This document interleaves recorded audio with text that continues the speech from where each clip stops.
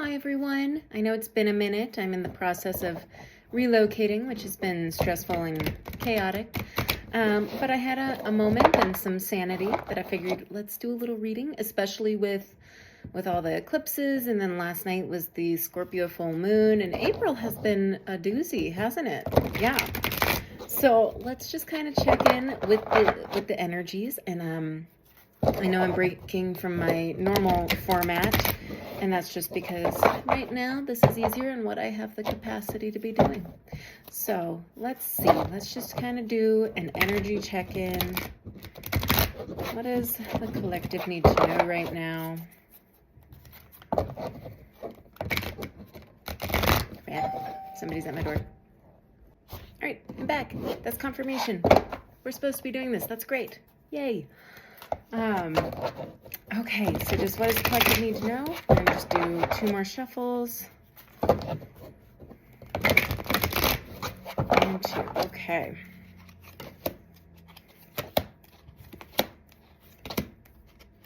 And 5. And bottom of the deck energy. Ooh, I love this. We have the Ace of Wands, Ace of Fire energy at the bottom of the deck. So just overall for the reading today is there's a brand new passionate beginning, which is great because this Scorpio full moon should have been very transformative, helping you let go of things that aren't serving you anymore. So with this Ace of Fire, you finally made it to the other side. You know, here's that light at the end of the tunnel. This is that new spark, that new inspiration, that new passion for life and way of being, which is really awesome. And with the Ace of Coins, Ace of Earth here in reverse, the very first card in the reading, that tells me that this so far is a new idea and it hasn't quite manifested in the physical reality yet for you. But the idea is there, the energy is there, it's gaining momentum, and it's just a matter of time before you actually see it show up for you in your physical environment. With the 2 of Coins, so I love this, we're seeing actual progression. 1, 2, Ace 2. They're both in reverse though. In fact, all of these are in reverse except for 2. You have the 2 of Coins in reverse, and this is telling me that in order to bring this in, you need to bring in balance. So maybe you're feeling as chaotic as I'm feeling right now, where everything is kind of up in the air. And this is usually the juggler. This is my fancy deck, so I have it upright for you so you can see. But and with that, when you're juggling that many things, and things aren't balanced, that's when you start dropping things and they start falling on the floor because you're not in flow, you're not in rhythm. So in order to bring this new idea, this new spark, this new phase, you know, everything, I just feel really excited. To bring this into your physical, you need to be in flow with things and how they show up in the actual world. 222 on my clock. Because not everything is going to look the way that you imagined it in your head, but you need to be in flow with that because things could be better than how you imagined. You have the Page of Fire here, so the Page of Wands. This is that re-identification of self. This is you stepping forward new on this journey, on this path that's really aligned for you, because the Page then leads to the Queen and King of Wands, and that is being in alignment, right? That's being exactly where you're meant to be. So you are starting that journey, you're starting that path, so you are where you're meant to be, but you don't have that wisdom or expertise yet because this is brand new to you.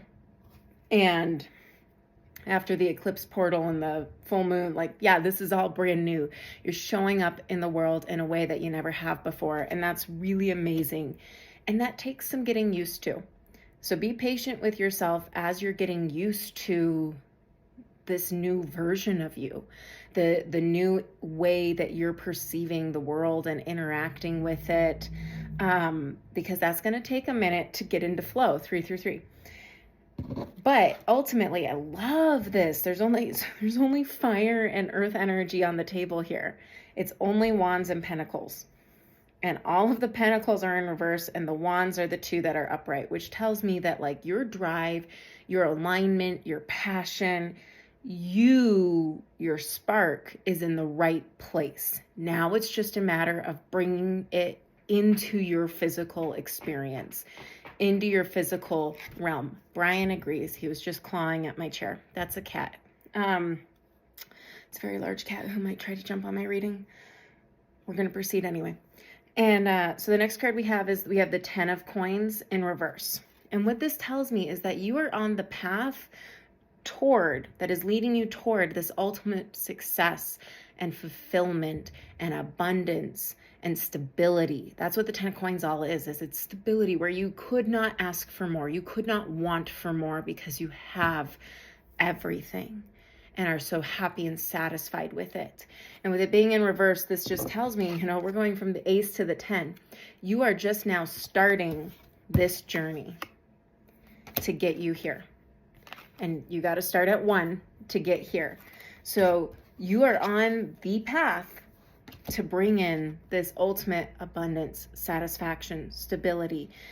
And you just kind of have to put one foot in front of the other and make sure that you're in flow with how it actually is showing up as it's translating from this inspired, energetic place into how it works in the real world, the physical world. There he is. Very large cat named Brian. The last card I have of our reading today is the 6 of coins, and this too is in reverse. And so this tells me that the 6 of coins is all about reciprocity. It's all about equal give and take, making sure that what you're putting out, you're also getting back. And sometimes it's about equity and not equality, if that makes sense, where it doesn't have to be 1-to-1 ratio, like I put in $3 and then they give me $3 back kind of thing. It's however you actually get cared for, what actually takes care of your needs. And so in that would be like, I put in $3 and I get back this thing that I actually needed in place of that $3, because I didn't really need the $3. What I really needed was this thing that I bought for $3, that kind of thing. And with it being in reverse, this tells me there's a lot of physical imbalance. These are both balance cards and they're both in reverse. And so there's something where you may be over strategizing, you may be over giving, you may be working way too freaking hard trying to make this happen, as opposed to being more in flow with the way that it's actually showing up. So instead of trying to force your idea as you see it in your head to show up in reality, let things actually flow to you. Don't be so resistant of receiving, and don't block yourself off from receiving beautiful, amazing blessings just because it may not match that image that you have in your head. Because there could be some excellent opportunities that you're just not open to right now, because you're too stuck on it looking exactly a certain way. I love this with the Chariot. I just pulled as a clarifier. You're moving forward. You're on the right path. You're going in the right direction. You're moving there quickly and swiftly. This is the universe driving.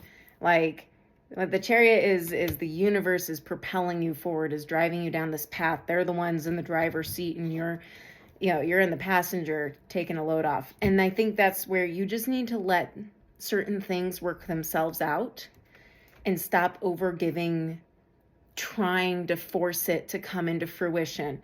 I know how this applies to me. Okay.